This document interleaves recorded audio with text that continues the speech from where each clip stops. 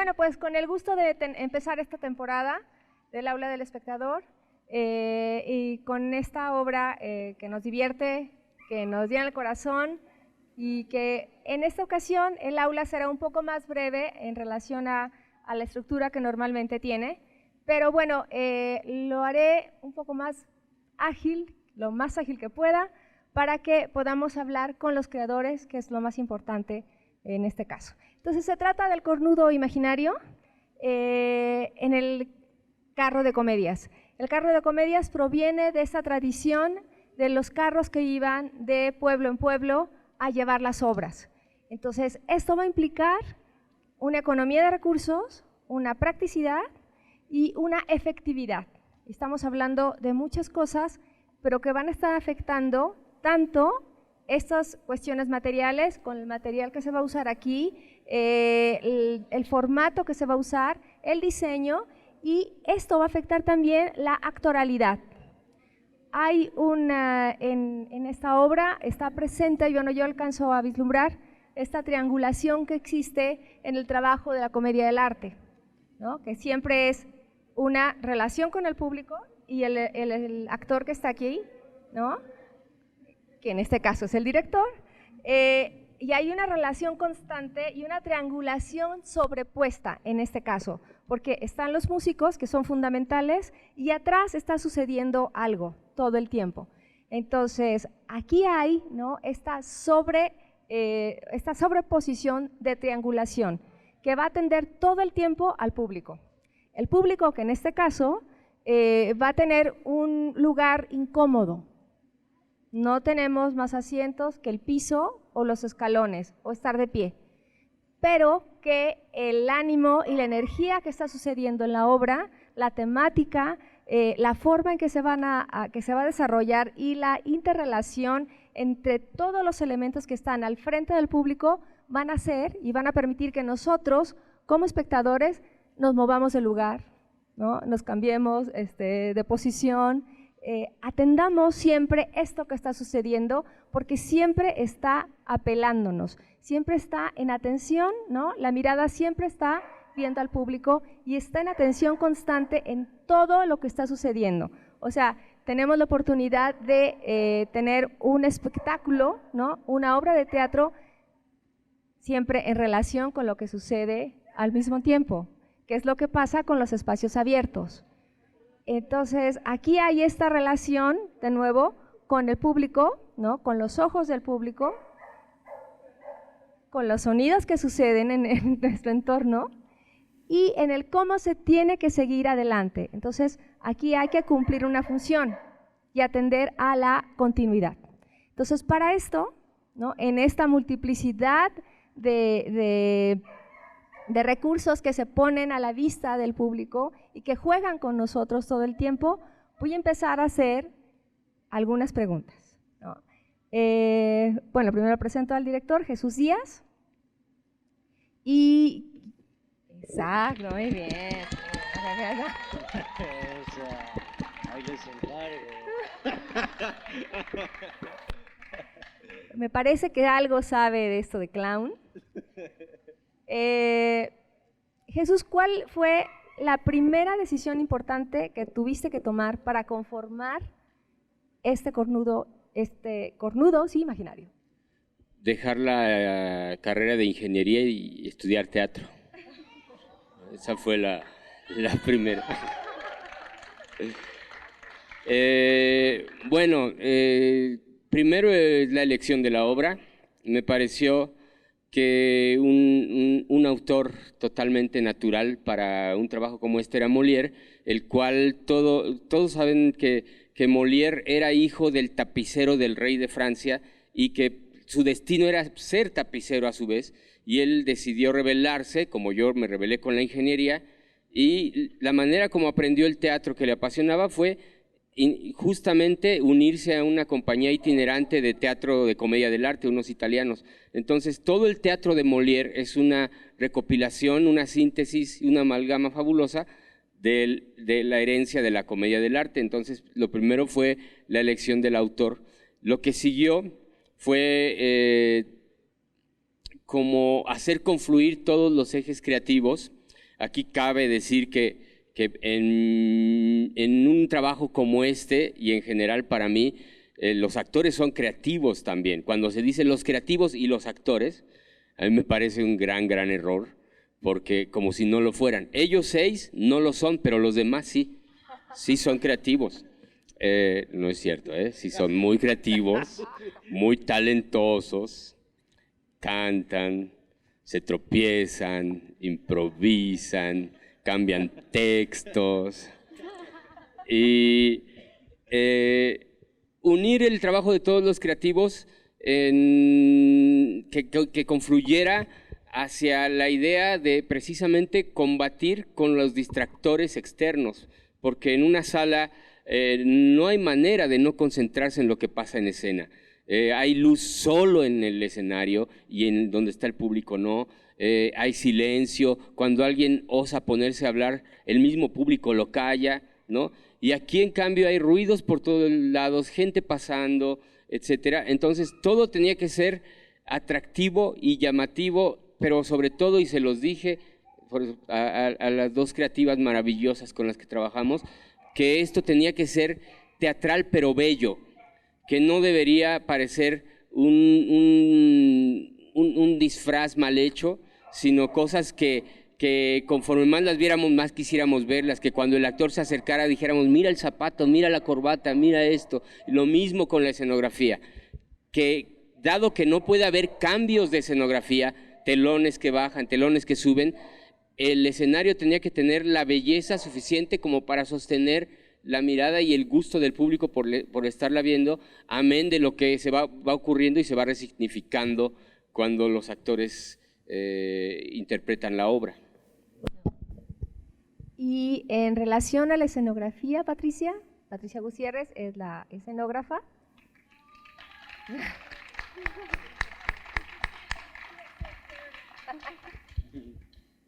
¿Cuál fue cuando tú dijiste, este es el diseño que necesito?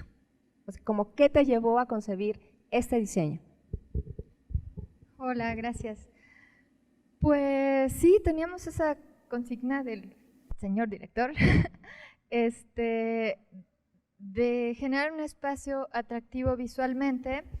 Y además el texto propone, pues es una comedia de enredos, así que propone como que apariciones por los lugares más inhóspitos. Están pasando cosas enfrente de ti, pero se supone que no las ves. Y entonces era como, en ese sentido, encontrar una manera graciosa de que vean y no vean, de que todos escuchan y nadie escucha, y todos ven y nadie ve. Y entonces de ahí surgió la propuesta de un telón de tiras para que los actores pudieran aparecer y desaparecer. Originalmente por los lugares que están marcados donde todos sabemos que hay entradas y salidas, las puertas y las ventanas, pero que de repente pudieran incluso traspasar paredes y escuchar incluso a través del árbol, ¿no? Entonces un poquito de ahí surgió, y además de la necesidad de generar para los actores un espacio relativamente sencillo de montar, que no pesara tanto, que no les implicara incluso lastimaduras, ¿no? Porque después con este tipo de dispositivos, pues hay que cargar, ellos mismos se encargan de montar y desmontar. Así que yo quería un poquito también intentar, ya sé que no está del todo, pero que fuera lo más sencillo posible para ellos. Bueno, Libertad está aquí también, es la diseñadora del vestuario. Libertad Nardel está aquí, es la diseñadora de vestuario, y en este tipo de obras, todos los elementos que están presentes tienen un papel importante, ¿no? Son un personaje más. ¿Cómo, en qué momento o cómo fue el acuerdo de tener este tipo de vestuario? Hola, ¿qué tal? Bueno, pues igual hablando con Chucho y con Patricia, vimos por dónde queríamos llevar la estética de todo, y en algún momento hablamos de situarlo en un pueblito, en algún lugar de… Bueno, yo tomé referencia de lo que le decía Chucho de Cinema Paradiso, que me gustaban mucho estos personajes, que cada uno tenía un perfil diferente. Entonces, al hacerlo un poco atemporal, pero también con ciertos toques antiguos, vimos en estas fotografías blanco y negro que en algún momento se coloreaban con pastel, que a mí me gustaba mucho como poderlo plasmar en el vestuario. Y como lo hice Chucho, jugar con un vestuario de alguna manera naturalista, pero que fuera muy teatral y que no pareciera disfraz. Y para jugar un poco con la estética clown, dar ciertos guiños en el vestuario, como las dobles corbatas, solapas grandes, botones, el zapato en la cabeza, ciertos elementos que nos dieran como un juego, pues sí, un poco más payasesco, sin llegar pues a la exageración, ¿no? Y bueno, o sin llegar a los circense, justamente. Y bueno, como comentabas, es un proyecto que es un año donde ellos giran, tienen que estar montando escenografía, vestuario, peinándose, maquillándose, pues tiene que ser un vestuario que se pueda lavar, que tenga una limpieza fácil, que dure, ¿no? Entonces buscar todo este tipo de cosas en este tipo de estética, ¿no? Y de relación pues, con el público también. En este sentido de la continuidad, los actores tienen mucho que hacer. Hay que cuidar el cuerpo, hay que cuidarse, ¿no? Hay que tener una disciplina y un entrenamiento constante, ¿o no? ¿O no? ¿O es muy natural y así ya nacieron ustedes? Pues, bueno… ¿Es Gerardo?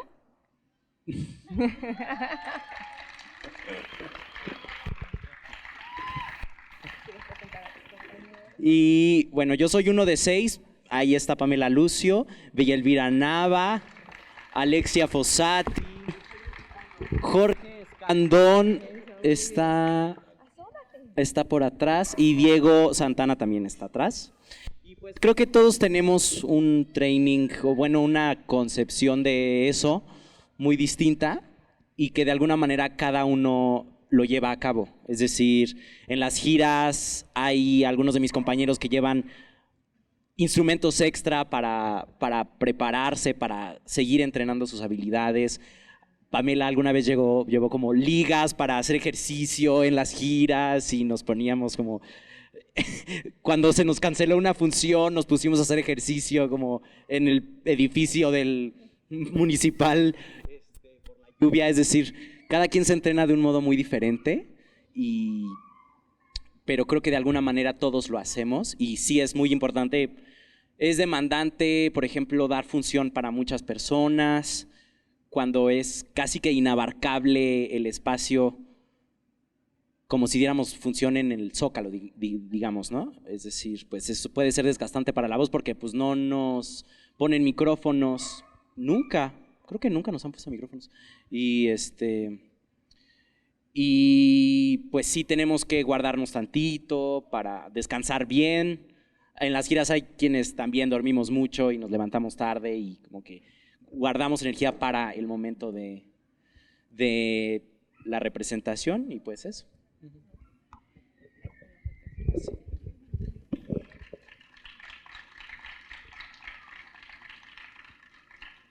Bueno, una de las cosas que son fundamentales, ¿no? Como elemento que es protagonista también, es lo sonoro, todo lo que tiene que ver con la sonoridad. Y en este caso, ¿cómo fue la decisión, ¿no? ¿Cómo fueron apareciendo estos instrumentos musicales, estos objetos que se vuelven instrumentos musicales, como son las cucharas? ¿Cómo fueron estas decisiones? O sea, ¿de dónde salió, en qué momento apareció la presencia de estos instrumentos para la obra? Esto ocurre desde la planeación, es decir, uno está consciente desde un principio las condiciones en que se van a llevar a cabo las funciones y por lo tanto desde la audición que se hace para seleccionar a los actores se les solicitó que fuera gente con habilidades además de actorales físicas y musicales, que supieran cantar y tocar instrumentos. Eso ya estaba considerado. Después, debo decir que fue una audición maravillosa en el sentido de que llegaron 110 personas muy jóvenes, todas tocando instrumentos, todas cantando, todas con habilidades físicas, y la elección fue muy difícil. Y hubiera podido ser que no tuviéramos violín y en vez de eso una jarana y en vez de saxofón una trompeta, o etcétera, porque nos llegó un gran abanico de posibilidades.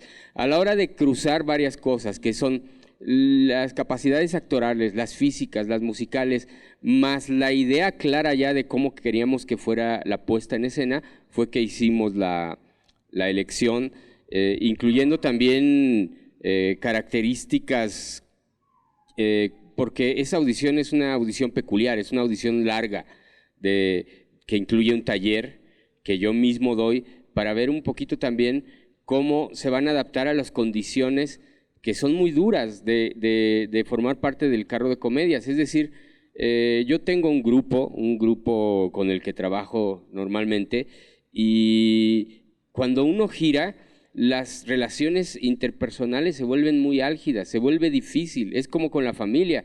Con un hermano uno no puede evitar pelearse a veces, ¿no? Y pasa lo mismo con las giras. Y entonces no solo eran sus habilidades artísticas, sino también sus habilidades de relación, sus calidades humanas, las que nos permitieron y nos llevaron a elegir a estas personas. Y entonces la música estaba ya presupuestada, digamos, ya estaba considerada, y en cuanto al estilo decidimos conservar de Molière lo afrancesado, y por eso tomamos las canciones de la bella época francesa, ¿no? De principios del siglo XX, y con la instrumentación, con lo que ellos pudieran tocar. Por ejemplo, Bella toca como 18 instrumentos musicales y los toca además zapateando y cantando al mismo tiempo, y cocinando espagueti y tomando mezcal de Guerrero también. Entonces, Alexia canta bellísimo y toca el saxofón, y no sabía tocar el acordeón, y cuando dijimos, aquí tiene que ir acordeón, pero el que toca el acordeón está en escena, ella dijo, yo lo hago, y en 2 días tenía lo que necesitaba tocar en acordeón. Entonces, realmente fue un proceso maravilloso, al que ciertamente estoy acostumbrado. Mi grupo es un poco así, pero fue muy alentador ver a gente tan joven con esa capacidad de adaptación y con ese nivel de arte. Yo creo que si los actores de comedia del arte se llamaban así, era porque era una comedia basada en el arte del actor, en el conocimiento, en la habilidad, en el dominio de la técnica. Y estos 6 jóvenes son dignos de formar parte de una compañía del siglo XVI, con todas las habilidades que tienen.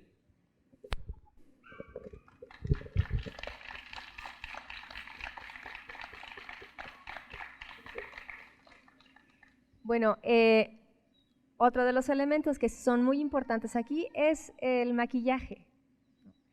¿Cómo fue surgiendo la conformación de cada uno de los personajes? ¿Hubo una relación con cada uno de los actores? ¿Hubo algo que ya estaba predeterminado?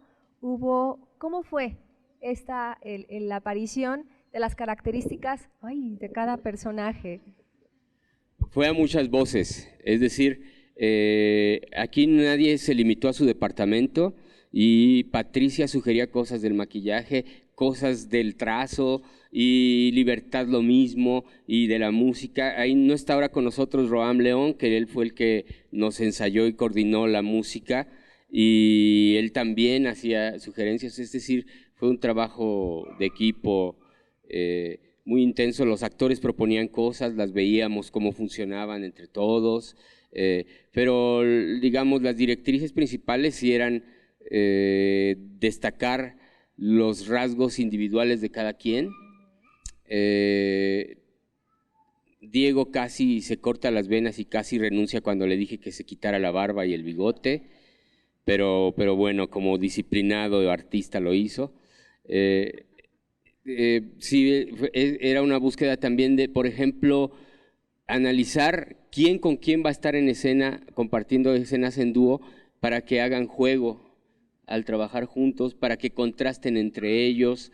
Es decir, es importante que todas las escenas, por ejemplo, donde Gerardo iba a estar con Lelio, que hubiera un personaje con bigote y otro sin bigote, por ejemplo, que fueran más identificables de pe a pa, ¿no? Desde el personaje de Lelio, su ropa le queda, es de su talla, él no. Entonces, que la gente, que si un niño de pronto no se memorizara los nombres, pudiera decir el de los zapatos, el de los calcetines de colores, el de las solapas grandes, el de las chapitas más marcadas, etcétera, ¿no? Tenían que ser rasgos distintivos que nos pudieran permitir reconocerlos, aún sin recordar sus nombres. Y a mí me parece que esto que nos brinda, ¿no?, este montaje tiene que ver con estos principios del teatro.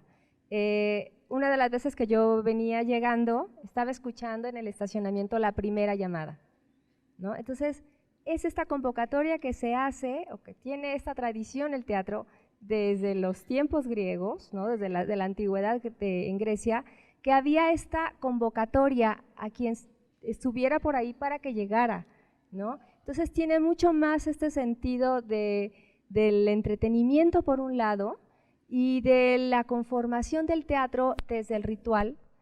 A mí eso me llamó muchísimo la atención. Ahorita que estoy sentada aquí, hay una inestabilidad, se siente de repente que se mueve, ¿no? Yo creo que esto tiene que ver con lo que siempre está presente en el teatro, que son los imprevistos. Y en ese sentido, yo quiero saber qué les ha pasado a los actores, ¿no?, con estos imprevistos. ¿Cómo han ido creciendo ustedes? ¿Cómo han ido conformando a su personaje en atención a esta movilidad, ¿no?, que existe, breve, ¿no?, no es tan fuerte, pero sí se siente, en atención a cada uno de los públicos? ¿Cómo ha ido apareciendo ustedes? ¿Cómo se han ido relacionando? ¿Cómo han ido dotando a su personaje de ciertas características o los han ido reforzando?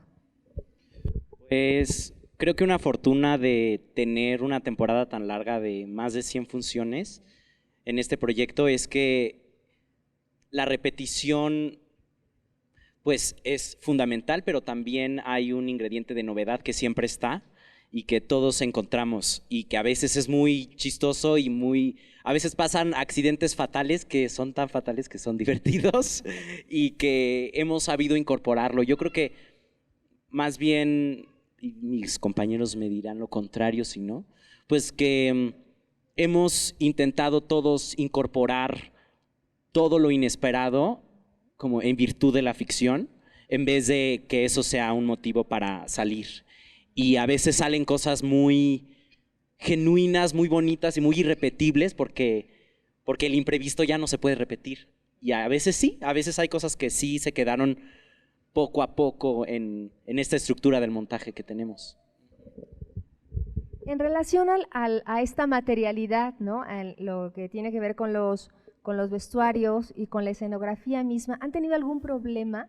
¿Les ha surgido algo a lo que se tienen que enfrentar, no sé, a la mitad del mes o no sé, también las condiciones de clima son importantes? Pues creo que eso más bien nos lo podrían platicar los actores. Yo me enteré que un día se cayó una mampara, pero no lo viví, así que creo que va a ser mejor que ellos nos lo platiquen. Pues tuvimos la desagradable noticia de que casi muere nuestra compañera Bella Nava y Jorge Escandón también por allá se iba a lesionar. Pues también nos toca estar en condiciones climáticas muy diferentes cada vez, y a veces hay mucho sol, a veces hay un viento que parece tornado, y pues en uno de esos vientos nos dimos cuenta que no por el diseño, sino por la realización de la escenografía, no estaba lo suficientemente afianzada esta mampara y se fue hacia adelante, ¿no? Y pues nos dimos cuenta de lo necesario que es que todas las estructuras estén bien arraigadas a la estructura, ¿no? Y pues eso, es decir, sí han pasado cosas, pero también sobre la marcha nos vamos dando cuenta de las necesidades de, ok, entonces mi vestuario necesita una bolsita por dentro, y ok, entonces necesito un pasador y necesitamos más tornillos allá. Es decir, sobre la marcha lo vamos descubriendo. ¿Habría alguna pregunta del público en este momento que quisieran hacerles a los actores, a los creativos, a todos los creativos?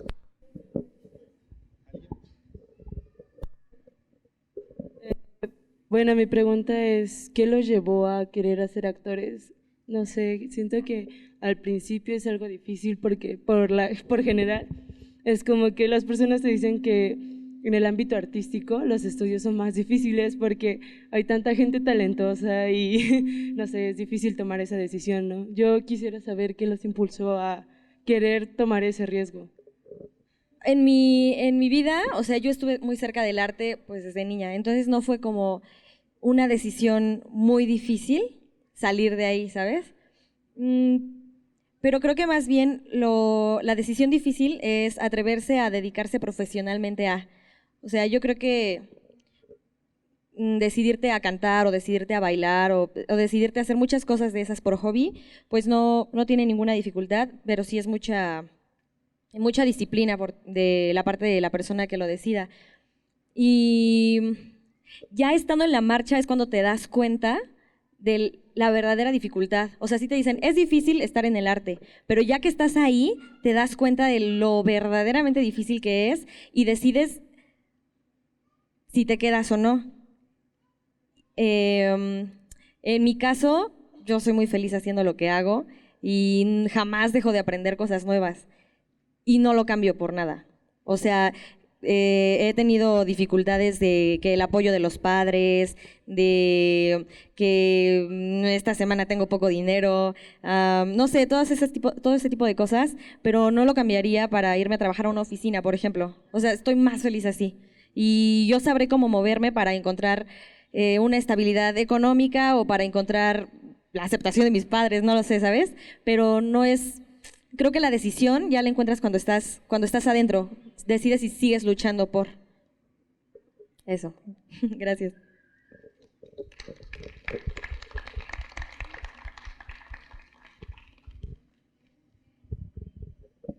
¿Nadie más? Ahorita por el momento nadie más tiene otra pregunta por ahí. Bueno, entonces yo sigo. Una de las cosas que me llaman a mí mucho, bueno, que es lo que me atrae mucho en el teatro, en este sentido de la sonoridad, ¿no? Es esta posibilidad de escucha, ¿no? Y de concebir al cuerpo como un oído integral, ¿no? De toda tu corporalidad. Hay aquí, me gusta muchísimo cuando aparecen canciones, como aparece aquí, ¿no? Que están presentes las canciones de esta época de la Belle Époque francesa, porque no es necesario entender. El ritmo sí, hay cosas que están, ¿no? Hay en la interpretación de cada uno de ustedes cuando están cantando, se entiende o se percibe más que entender, ¿no? Hay también esa cuestión del ritmo que es lo que a mí más me emociona en esta triangulación. Si ustedes no están atentos, se va la obra por completo. Entonces, especialmente hoy, ¿no? Yo hoy la disfruté mucho más, porque ahora sí ya iba a poder hablar, ¿no? Ya dejé de anotar y anotar, pero ahora sí la disfruté muchísimo en ese sentido de relajarme y de estar tranquila como espectadora, en que todo esto estaba sucediendo. O sea, esta triangulación, ¿no? Músicos, actores, público, es todo el tiempo. Si los músicos no están pendientes de lo que va a suceder acá y acá, en simultaneidad, no sucede. Entonces, yo creo que es una de las grandes escuelas, ¿no? Una gran suerte que tienen ustedes, que han salido desde hace muy poco, yo creo, de la escuela, tener esta escuela de veras, ¿no? Y un maestro, ¿no? con esta experiencia, y esta posibilidad de transitar en espacios y en cuerpos a partir del vestuario que les permiten ser otro, ¿no? El personaje, el divertirse, el atender al público. Por eso nos quedamos, ¿no? Y por eso nada más nos vamos moviendo, ¿no? Tratando de evitar el sol si es posible, o traer sombrillas, o a ver cómo le hago, o me cuelo, o no sé. A mí estas son de las grandes riquezas del teatro como tal. Hay en esta relación, ¿no? En que es indispensable la presencia y la atención de todos todo el tiempo, ¿no? Y que se abra mi atención hasta allá, ¿no? Mientras está sucediendo algo detrás. Este tipo de escenario posibilita, ¿no? Revela los mecanismos, ¿no? Y además, ¿no? Los objetos son lo que en convención aceptamos que sean, ¿no? Es el juego con la corbatita, ¿no? Con el moño y el susto que tiene y el sonido que está efectuándose acá, todos estos referentes. No, esto es lo que también me llama mucho la atención y me gusta de este tipo de obras en este formato, es que están presentes los referentes contemporáneos. Todos reconocemos el ay, ¿no? ¿De dónde viene? ¿No? ¿De qué canción? Absolutamente todos, nos guste o no esa canción o ese cantante. Entonces, hay esta posibilidad en los códigos de relación con el público y con lo que está efectuando sin traicionar, ¿no? Sin modificar lo que Molière nos propone. Estaba leyendo acerca de este conjunto, de este grupo de La Barraca que encabezó en su tiempo Federico García Lorca y que tenía este propósito de llevar al pueblo, ¿no? A cualquier tipo de ciudadano o de integrante de ese pueblo, el teatro. De esta manera, ¿no? De esta manera desnuda, sincera y cercana. Yo les agradezco mucho que estén aquí, que nos hayan podido compartir. Muchas gracias a todos ustedes que sudan mucho y nosotros también sudamos con ustedes y nos divertimos muchísimo. ¿Hay alguien para cerrar? ¿Alguien más? ¿Didán? ¿Ok?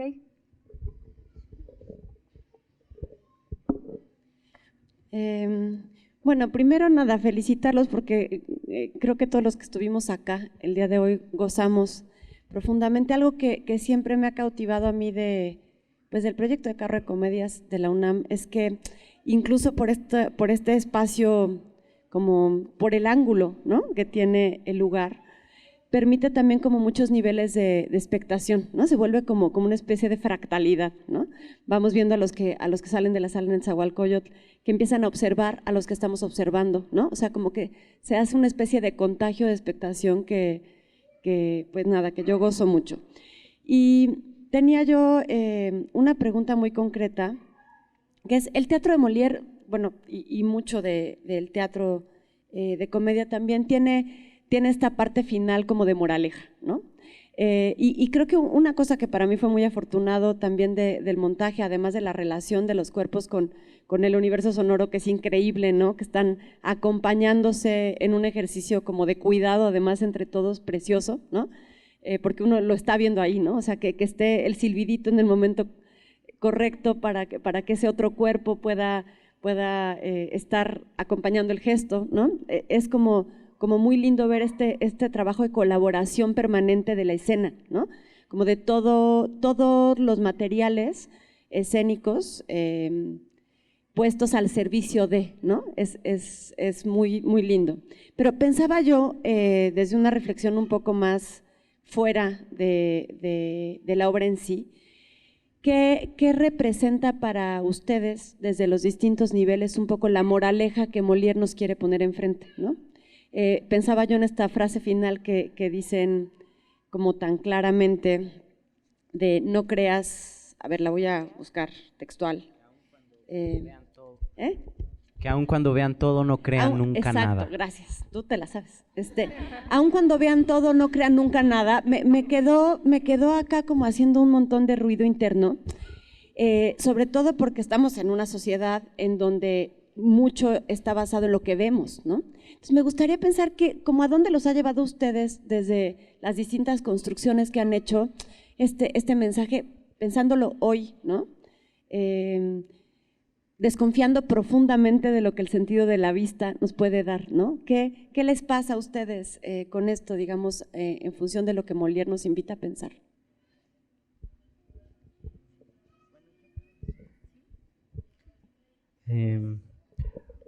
Pues ese parlamento sí es muy truculento, sí, y pues yo lo entendí como que todas las percepciones son relativas, porque si metes la mano en el agua caliente y la metes en el agua fría, tu percepción va a ser distinta que si la metes primero en el agua fría y después al agua caliente, ¿no? Es decir, si ves, o hasta pasa en el teatro, ¿no? Leí en una revistita de teatro, en Paso de Gato, que Alejandro Luna te preguntaba, ¿cómo ves esta luz? Pero te tenías que quedar en el teatro porque si salías y volvías a entrar, ya, o sea, tu retina ya había cambiado, ya era otra experiencia.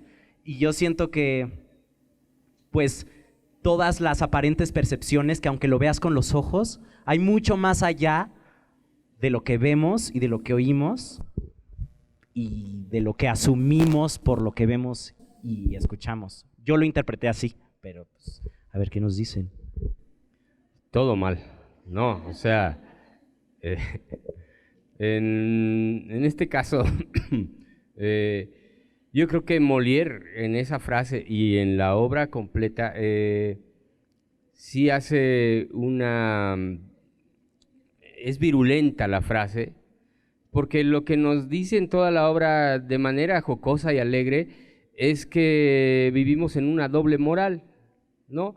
Que lo que nos importa es lo que se vea y no lo que es, y que muchas veces todos preferimos vivir una vida infeliz y que se vea feliz, a vivir una vida verdaderamente feliz sin importar lo que se vea, ¿no?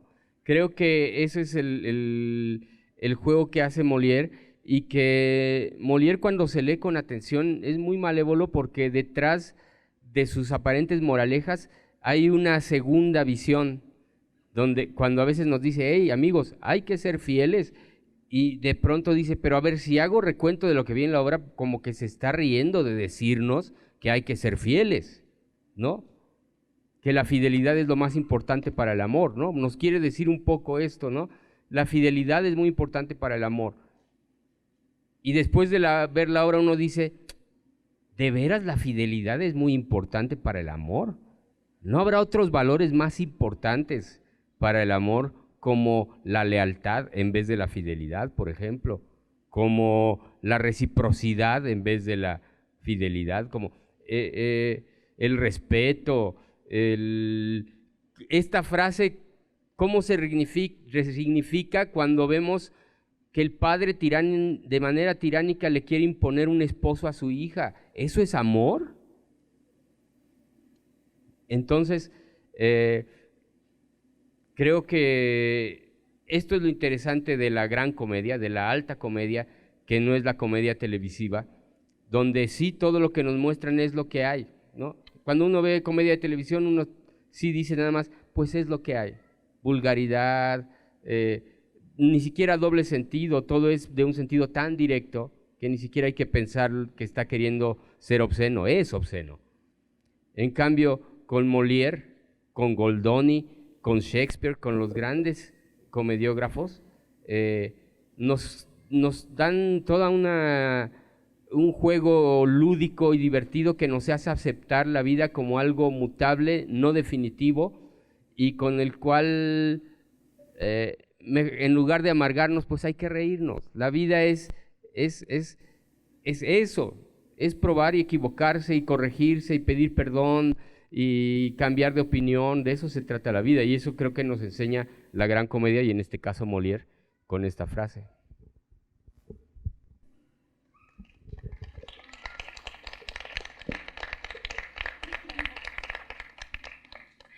¿Algo que quieran comentar?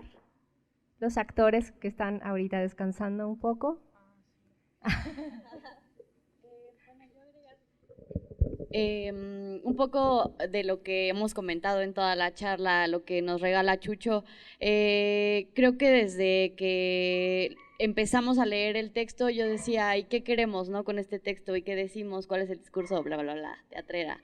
Y todo el tiempo ha sido eso, como con los personajes. También Chucho nos regala un poco de su obsesión con los detallititos que ustedes pueden ver y que al mismo tiempo no se ven, ¿no? Que se empiezan a desdibujar, pero de verdad todo está marcado a una precisión casi obsesiva. Y bueno, creo que El Carro de Comedias, aparte de este texto que nos regala tantos planos de lectura, también a mí personalmente me ha regalado la posibilidad de descubrir otros públicos y de cómo lo agradecen, ¿no? Recuerdo muchísimo ¿en dónde fue la última gira? Recuerdo muchísimo. En Guanajuato, no recuerdo exactamente el lugar, es que recuerdo lo que me dijeron. Bueno, nos dijeron, no pueden salir aquí después de tal hora, ¿no? Y en Salamanca, y todo el tiempo era esto como, no salgan, cuídense mucho, estén pendientes, el narco está terrible, estamos con mucho miedo, de verdad está muy peligroso. Y al final de una función nos dijeron como, muchas gracias porque nos hace falta esto, porque queremos que nos vean en las plazas, porque queremos que se llenen las plazas públicas. Y para mí ahí está todo lo que El Carro de Comedia significa en este país, la posibilidad de que la gente tome otra vez las plazas públicas y que nos vayamos a divertir ahí, nos vayamos a reír y vayamos con nuestra familia y que mostremos que no tenemos miedo de volver a esos lugares, ¿no? Y eso, la posibilidad de con qué va cada espectador a ocupar esos lugares. Y bueno, es maravilloso de inicio a fin todo lo que hemos compartido, mis compañeros que son talentosísimos, el director, igual es un grupo de muchas mujeres, lo cual es maravilloso, muy talentosas también y que agradezco muchísimo. Y bueno, eso, como a manera de compartir mi experiencia personal, ha sido maravilloso y con un poder increíble. Gracias.